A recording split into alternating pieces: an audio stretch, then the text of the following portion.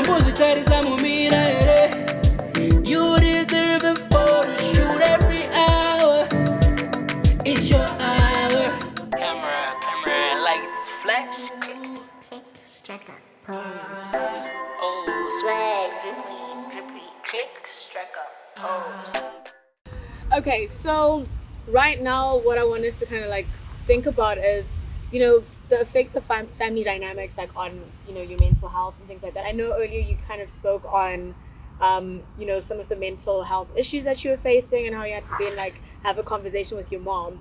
I think just looking at it from both aspects, like when you have mental health issues, like that probably aren't a direct result of family dynamics, and then mental health issues that come up as a result of, intense, hectic family dynamics. I don't know who wants to kind of dive into it first or share on it first. I could dive in. Okay. Sure. Okay. Mr. Sen. This is why I paused. I paused and I was like, y'all good? Okay. Yeah. That's what he said, okay? But anyway. I think the worst thing you can do to somebody who's suffering from a mental health issue is make them feel alone. And the unfortunate thing is, even if it's not the fault of the family, if the family is not supportive, or if a child doesn't feel supported by their family, then they're definitely not going to go to the family for help. And that is like your first line of defense in life. The very first people you're going to interact with and grow from are your family. So if you can't depend on them, it's going to be hard for you to depend on anyone else. I've met so many people who I'm like, you need to go to therapy. Therapy would really help you. But they can't fathom trusting somebody else that much with something that personal, because the people they were supposed to trust, they couldn't. Right? And then, of course, if the family causes it, that just makes it even worse. If the tree is not going to go to the axe for help. You're hurting me, you're causing this, you're giving me PTSD or whatever kind of mental health issue you're giving me. You are exacerbating my chronic depression, all these things that you're doing to me, and then I come to you and I try to talk to you. And it becomes worse in a situation where your family is just full stop, not willing to listen, and they're hardened in their ways. So you might actually try to go to your mother, your father, your brother, your sister, and they'll just tell you that they refuse to stop. Some of them will even go as far as saying, no, this is why you have to deal with it. Right. I think the best way to solve it is empathy and sympathy. Yeah. As a family member who has somebody who's going through something, even if you unconsciously exacerbated it or caused it, when they come to you, you need to make it about them, because they're the one who's going through something, who's suffering through something.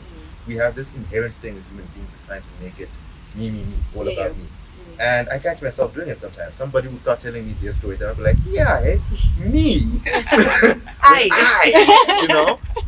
It's somewhat natural for us to go that direction, but we have to work hard for the sake of the people we care about and the people we love, to sort of be able to go, okay, this is you, and we have to figure out how to help you. If I have trouble, my time comes later because you came in right now. I remember I had a situation like earlier this year, and for me it was just like the frustration of being a Zimbabwean person.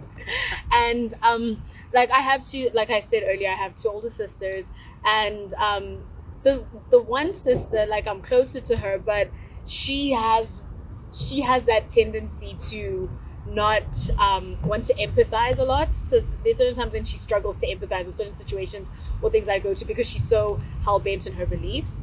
And then my other sister, like, she'll get it. Like, I remember I called her earlier this year and I was just like, dude, like, I'm done with this country, I'm done with life. Like, I can't.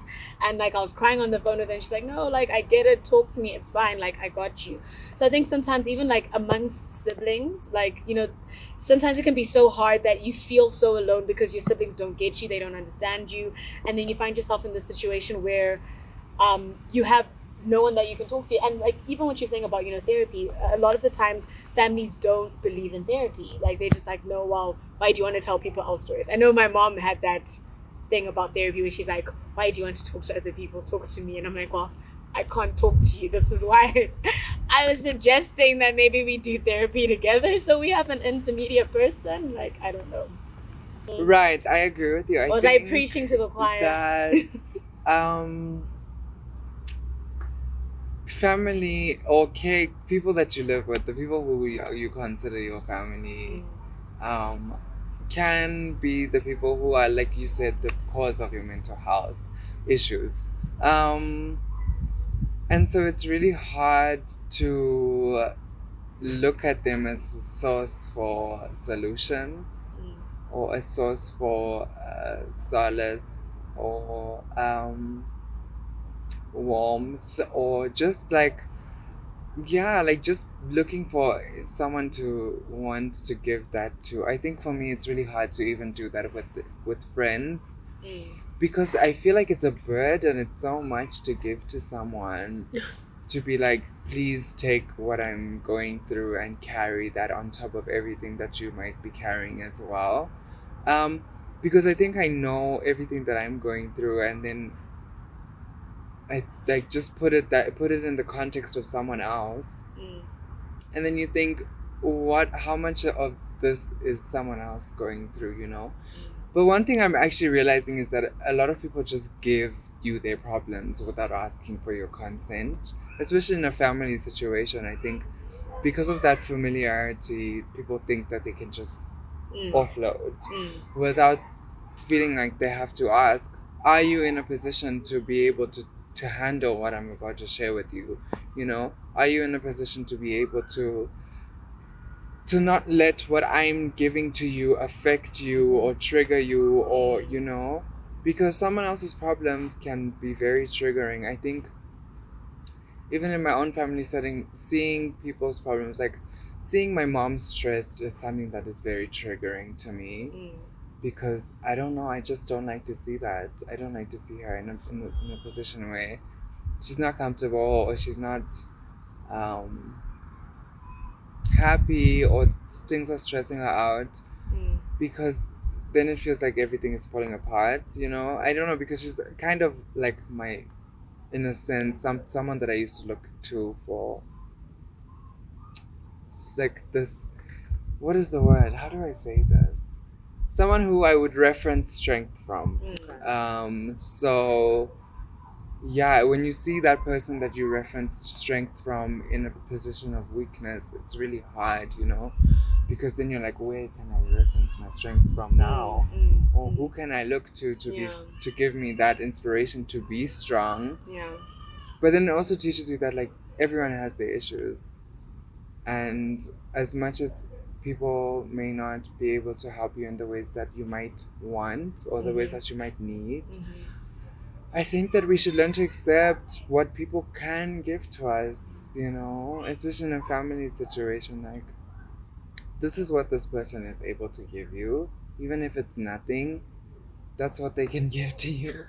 You know, like, It is what that's it what they can is. give. Like, we can't be mad at someone because they can't give you what you want, you know? And I think that this is a sad thing. It's leading into such a sad thing that I'm leading to, because it just makes me so much more self-reliant, self-help, self-love. These are things that people talk about all the time, but they're so important, because you can't expect someone to help you if you don't even know the mechanisms of how to help yourself, you know?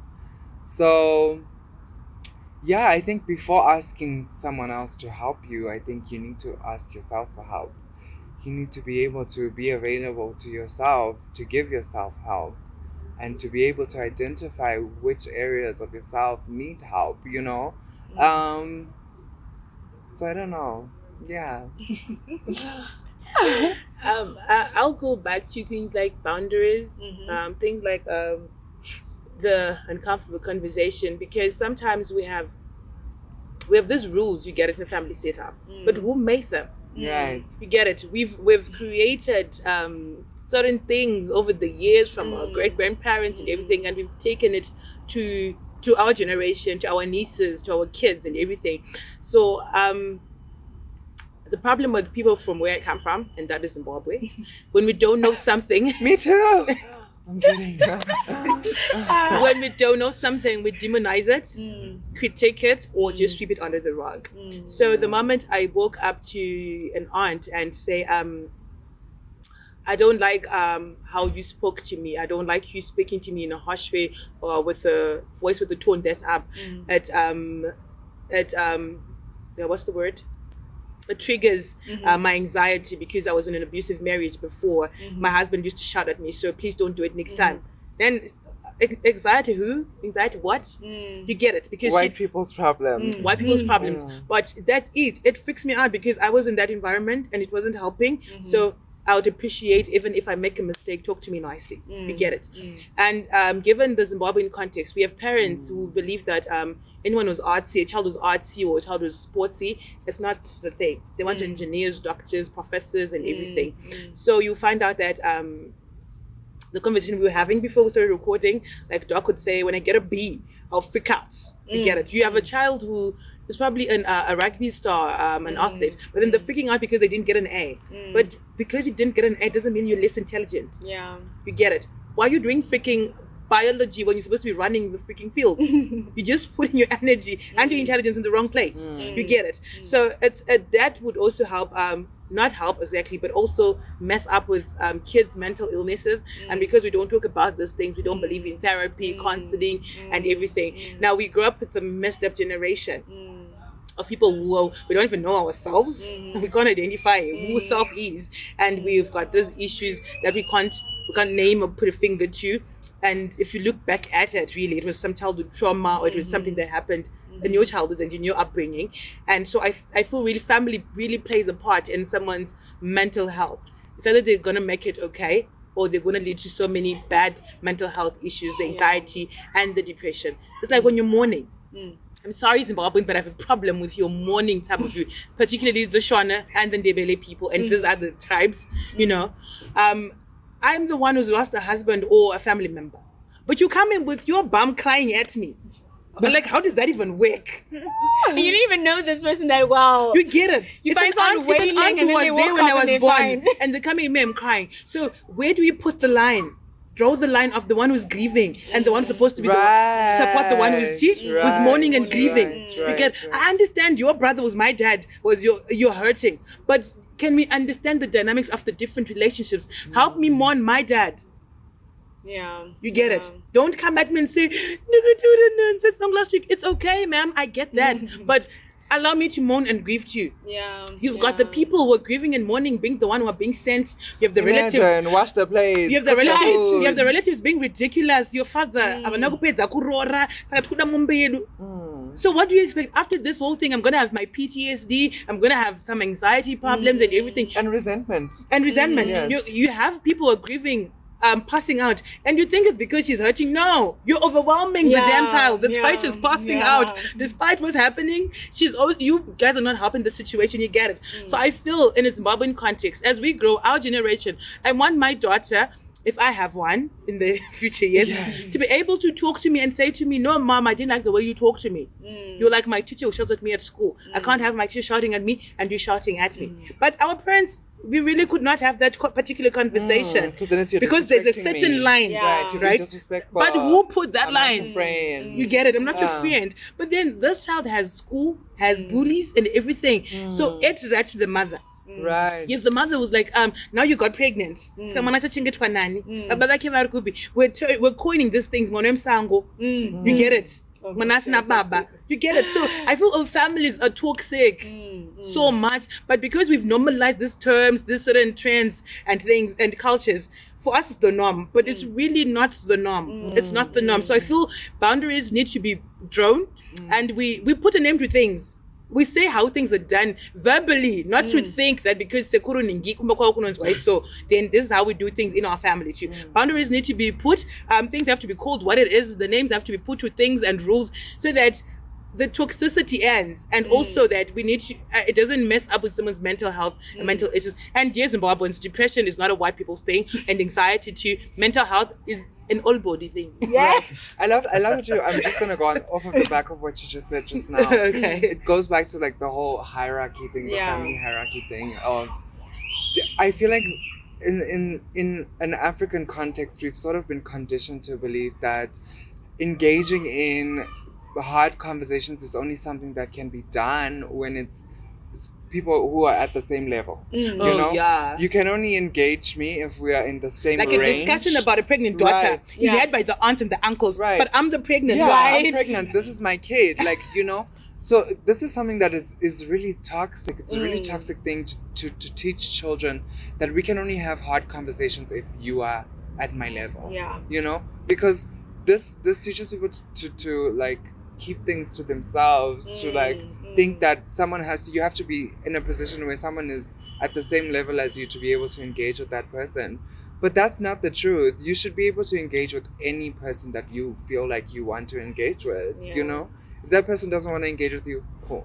But that person shouldn't think that they can't engage with you because they're older than you or they are, you know, your parent, or especially if you're a parent, you should be engaging with this kid. If this kid is asking questions, you should be answering them. Or if you are someone's caregiver, let's say you're the grand looking after a kid, you should be answering this kid's questions. You know, like you brought up the whole like wet dream thing. For a lot of people, that's not something that they can ever talk about in their household. Yeah, and Your a lot of parents will be moms like, would "What are just you be, coming to me with this for? Like, go and deal with your things by yourself." Or they'll call your brother and uncle to come and talk Right, to you. Mamkuru And Ningi you're must like, come and say, "Tell any man ako." What? But you're the one who Right. Exactly. We were just talking about sexual assault in our last episodes, and the way that sexual assault is dealt with in a family situation, it becomes so like reliving the trauma over and over again. Instead of because going now to your auntie is the coming police, here to come and talk to you. Instead of Now going to the someone- police about right. the issue, it's now a thing of no. So if someone's father rapes someone, then it's like, no, we're not going to go to the police. We're going to call Sekuru Ningi. We're going to call Bamkuru Ningi. We're going to go call Anatete, Anambuya, and then we're going to have a family, yeah, exactly. yeah. You're like, Right. are any of these uncles and aunts policemen? Are any of these people Lawyers. therapists, lawyers, counselors? No. Right. They're going to sit amongst themselves. Me, the victim, I'm going to be sitting at home crying myself to sleep. These guys going to have a discussion. Okay, what can we do about Bad Ningi? Okay, this is the decision. Whoa. So he's just gonna say, he's not even gonna say sorry to you. That's not even a discussion. It's just about, okay, he must Right. you must give a cow. And you're like, I'm sorry, guys. Remember I like even with the story with that little boy who was killed by his uncle, the one in Murewa.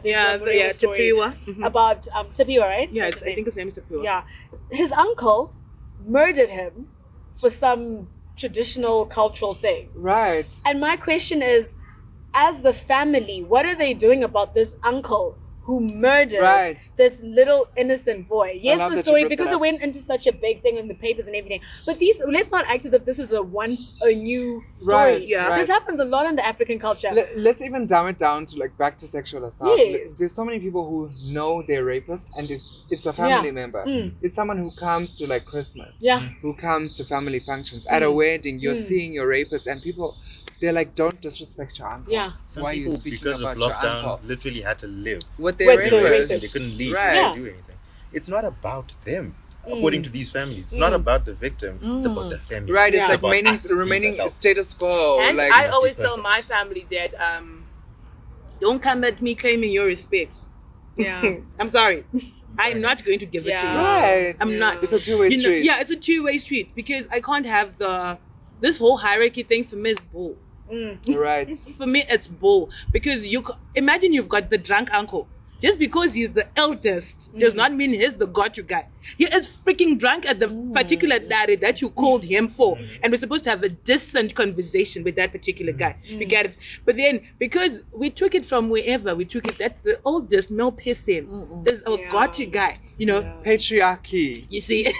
So it's now patriarchy and hierarchy and family hierarchy all in one. You get it? So if my people know, I'm sorry, if you don't do it for me, if your actions and your words Same. don't do it for me, then so you can kiss my respect goodbye. Exactly. It's not coming. It's You have to earned. earn My uncle was like, you know, when you get married, you're going to need this. I'm like, don't they pay my daddy? If they're paying, if we get him to agree, don't they pay my daddy? They keep saying That's if. his- Yeah. yeah. I'm saying I mean, if we are that type of people, Yeah. don't they pay my And daddy? if it's you, Like if my you mom's decide to be brother, that kind of you're a like my person. mom's brother, so why are you gonna be there, fam? You're gonna see on Facebook. we have a hierarchy of authority instead of You a see, because hierarchy if of I decide that yo fam, I love that you said that. do a nostril transfer to my daddy, what should the whole? Because it's my day. Do you know how sad some brides and grooms are on their wedding days or lobola days? Oh, they cry. You get it? You've got a dad showing up at my lobola day. What you here for? And then So he's if the one I who de- asked for $7,000 for you. You're like, exactly. last If one I is decide that my 995. caregiver is the one who's going to get the 5,000 lobola, and I'll ask my bear to just do a freaking transfer to my gogo's nostril, right. let it be so. But then for us, it's the hierarchy. The security have to be there. And about They that need to to get some decide, certain oh. money. The dads, some of them don't even know me. They just know that their brother Stephen has a daughter, but they are there and they're supposed to get some certain money of appreciation. From my mom's side, the Sekurus. So for me, it's just like, this whole family thing. It's too much. Can we just leave it?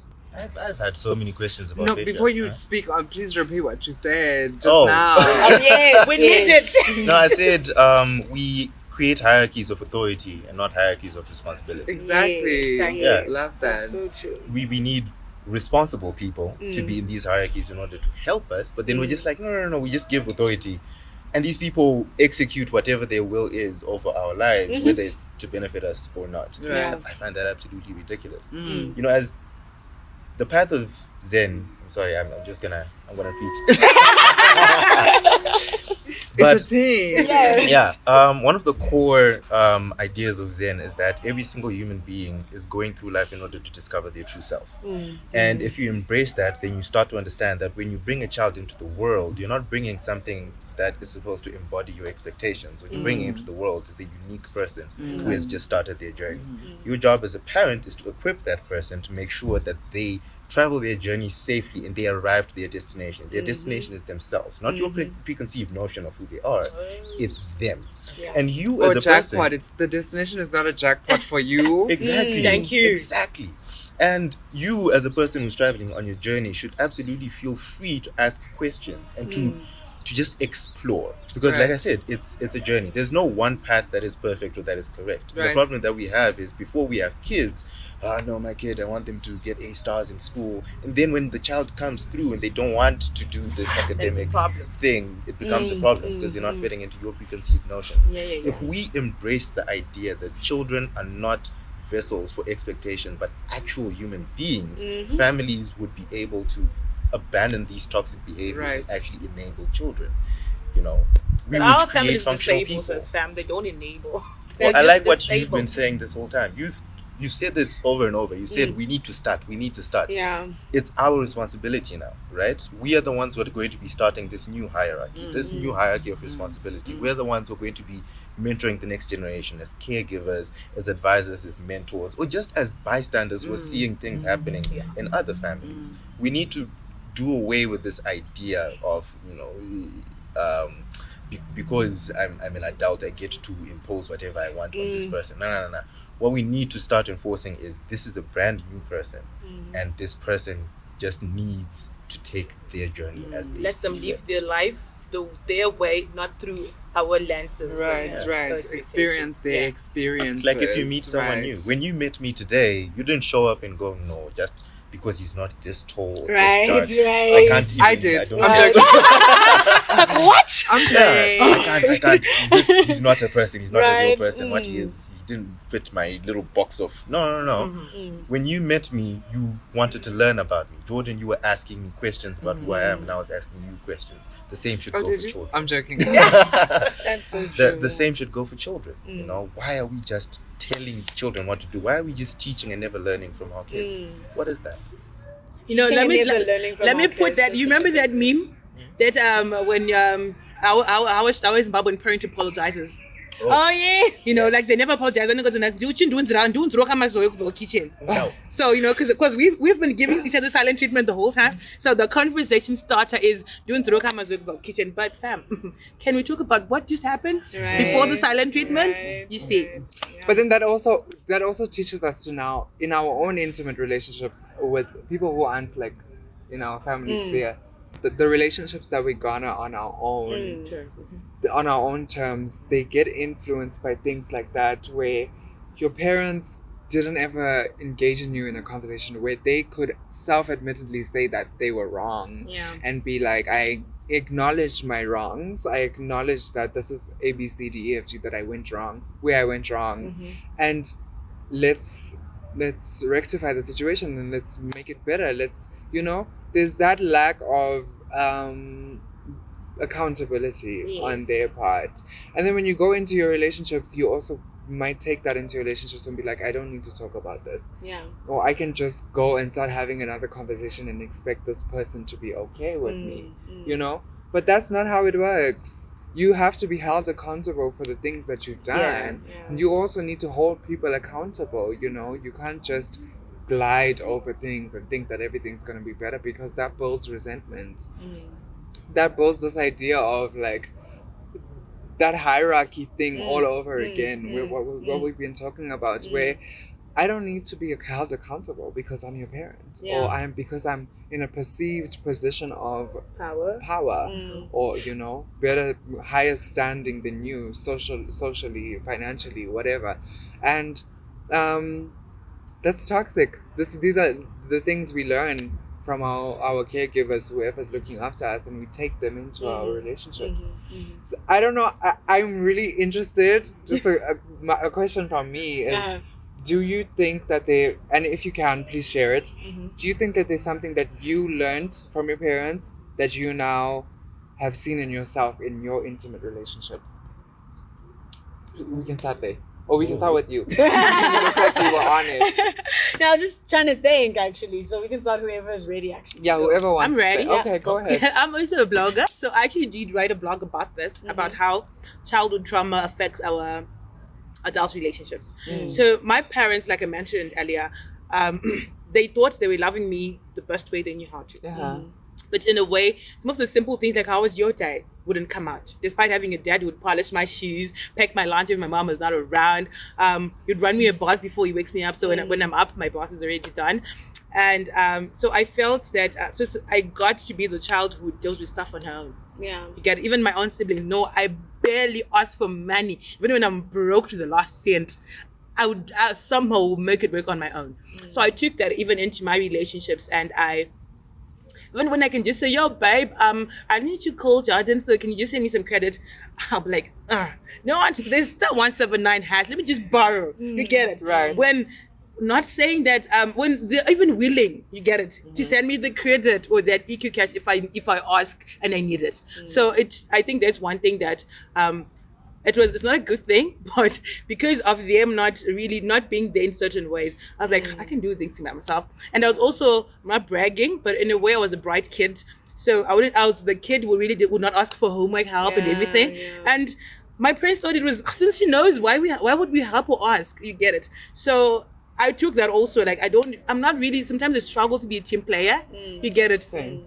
If I need the tripods lifted, I'm just going to do it. I'm not going to ask like, no, let me just carry them, that's how. So it's one of those things that it's not really a good trait, but I took it into my relationships where I struggle even for the littlest things that are not even like, no, I need a car, buy me a Range Rover. No, it's as simple as, oh, hey, I just need, since you're passing by the shops, when you come in to see me, can you get me tomatoes, and juice? No, I can't do that. I'm like, yes, I'm like, no, let me walk go get to the those shops. I'm gonna go get myself something. I can do this, girl power. You got this, boo. And it's really not a hard thing to ask. I had to unlearn and learn that asking for help as an adult for me, even in an intimate relationship, it's not vulnerability, but it's also understanding that since I've got someone with me, we can do this thing together. Understanding your limitations. You get it? We can do this thing together.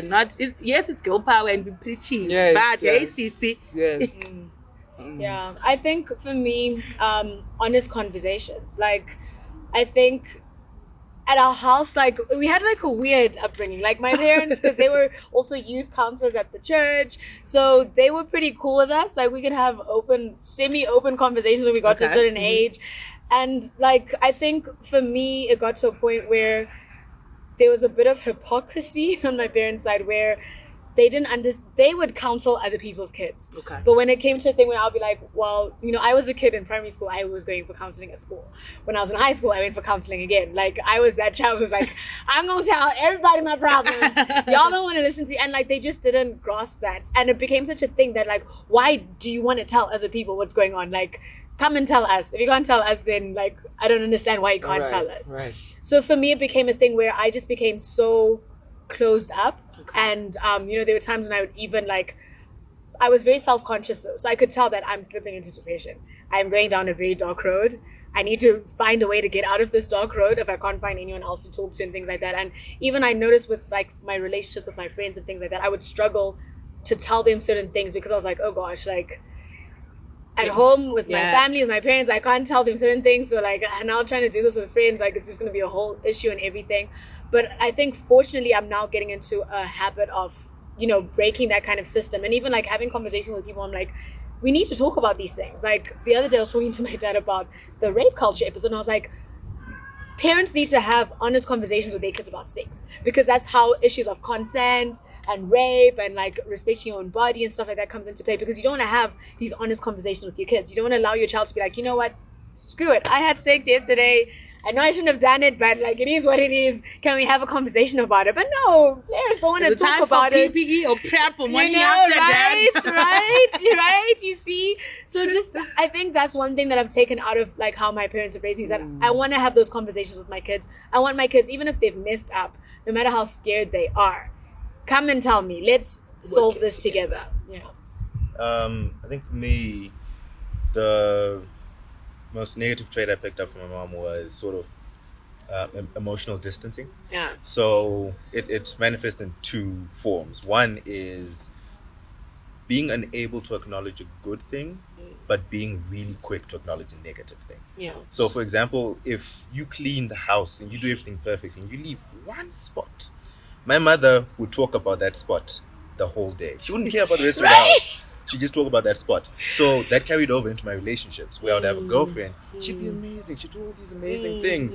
One mistake, and I'm on her. You did this and that, and because of this, you know, you're such an imperfect girlfriend. And that took me such a long time to get over. And the second thing is emotional distance. I have a lot of trouble communicating emotion effectively. So every time, especially like right now with my roommates, we had a sit down when we moved in together the first time, and I immediately told them, listen, my demeanor doesn't usually reflect my emotional state, because I was taught to be stoic. My facial features don't usually reflect my emotional state. If you want to know my emotional state, I've made myself open to questions. If you'd like to know how I am, I won't be annoyed, I will tell you. Yeah. And if I need help, I will communicate it. If I feel like you need help, I will come to you. Don't be so... This isn't supposed to be a war. This is who I am because of my upbringing, and I'm trying to fight it. But I do that now by being very vocal. Yeah. You know, so when I'm sad, I say I'm sad. When I'm happy, I have to say I'm happy. I have a lot of trouble communicating effectively. I just move around the house like a wraith most times. And the first couple of weeks, they were genuinely scared of me. You know, they thought, no, I don't know what is wrong with this guy, but something is wrong. And I constantly had to remind them, guys, trust me, you can ask questions. It's okay.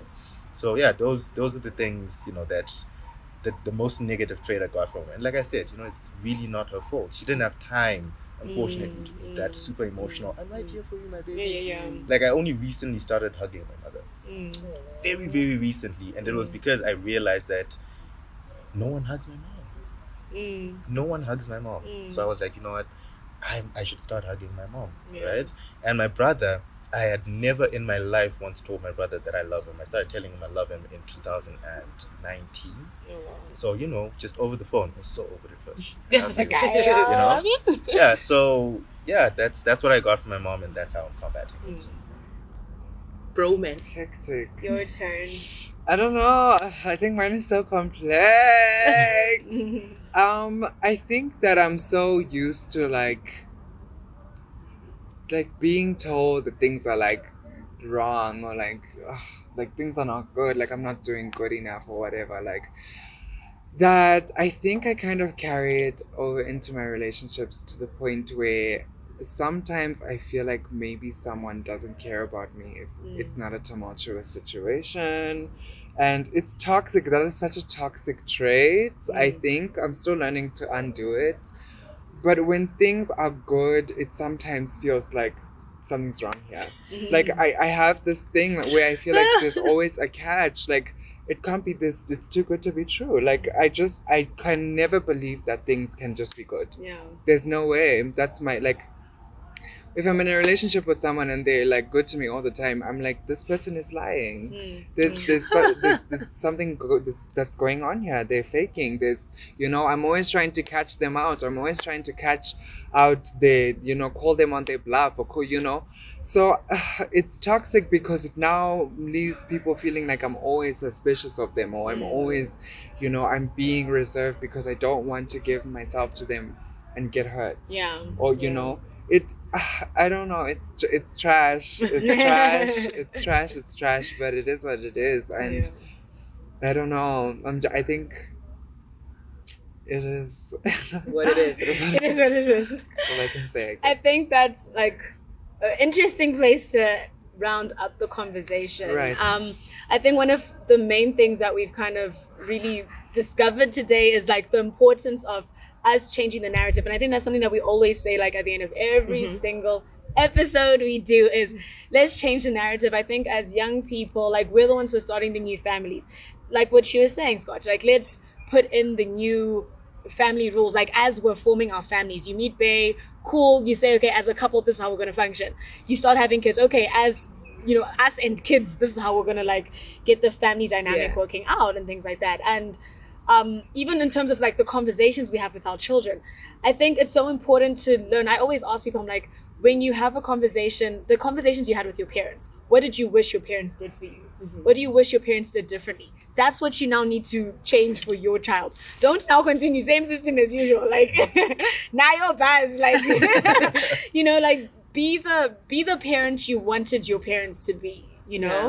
And like it's always a learning and progress kind of situation with families. And I think even not just looking at your blood family, but looking at your chosen family, looking at the families, even at a workplace, you're given a work family. Like let's work with that. Let's learn how to understand each other and to support each other in a way that will appreciate that support. I don't know if anyone has like any other like last minute closing things before I like put in the final full stop. And before we put the final full stop, I just want to say to everyone our generation, and to us also, the panelists and the presenters, that remember this quote that I showed, that remember that your kids or our nieces and nephews, they want us to be the adults that we never had. Yes. So that's my key takeout for today, that the adults that we never had, let us try be those for our younger generation, so that they also take it to their adulthood.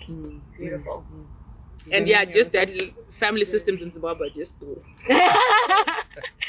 Yeah, no, I just want to thank you for having me. I really enjoyed this. Thank you so much. You are right. I'm joking.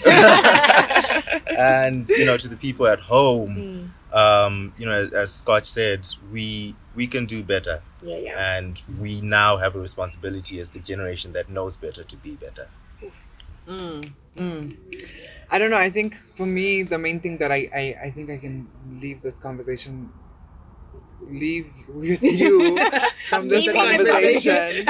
Leave with you from this conversation is that I think we need to stop projecting so much.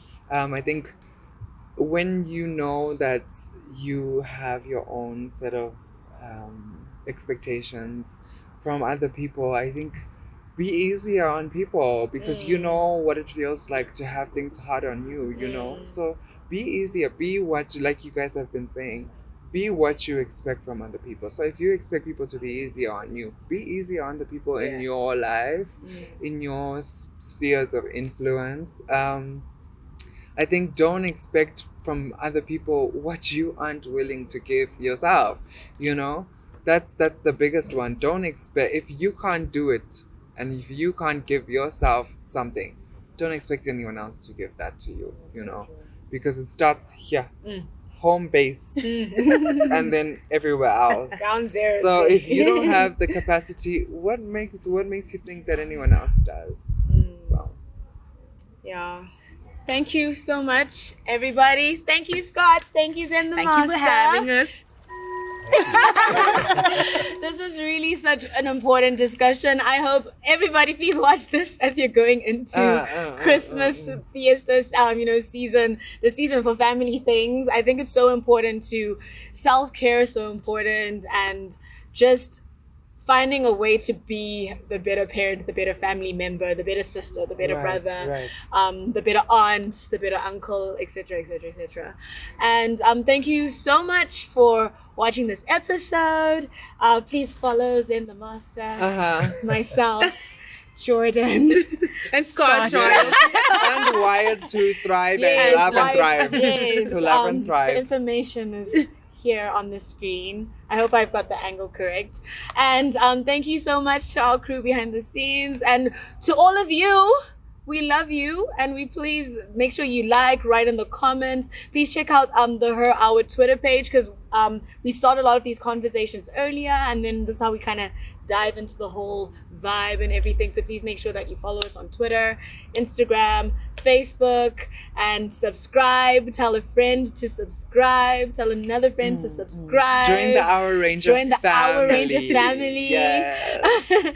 Thank you so much, though, and we will see you at the next episode. Bye, love. I'm gonna do a dance out. Okay, Rihanna. Yes. Yeah. Come here, rude boy. Like it's flex. Tick, strike a pose. Oh, swag, drippy, drippy, click, strike a pose.